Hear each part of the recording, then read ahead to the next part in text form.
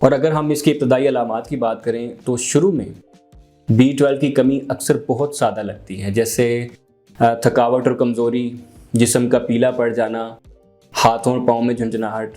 یہ وہی سمٹمز ہیں جن کے بارے میں بات کر رہا تھا کہ اگر یہ سمٹمز ہوتی ہیں اور ان پیشنٹ کو کچھ بھی نہیں ہوتا تو ہم انہیں کیا کرتے ہیں، ہم انہیں ریفر کر دیتے ہیں سائیکیٹرسٹ کے پاس، جو کہ نہیں کرنا چاہیے، اور الحمدللہ میں نہیں کرتا۔ اچھا، یہ جو سمٹمز ہیں یہ وہ سٹیج ہوتی ہے جہاں اکثر لوگ جس کو اگنور کر دیتے ہیں۔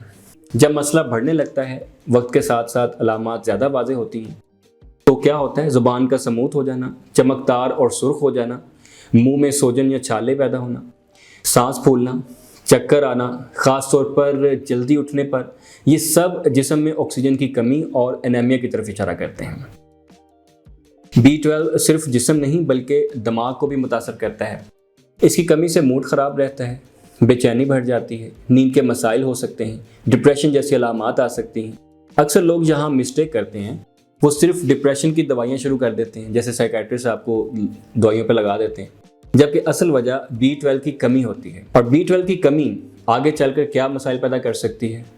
ان میں ایک ویٹیلیگو ہے، یعنی جلد پر سفید دھبے اکثر لوگوں کو آپ دیکھیں گے، منہ کے کونوں پر دراڑیں پیدا ہو جانا، پٹوں کی کمزوری پیدا ہونا، شدید نفسیاتی مسائل، حتیٰ کہ ہیلوسینیشنز بھی، اور طویل مدت میں یہ کمی irreversible نرو ڈیمیج بھی کر سکتی ہے۔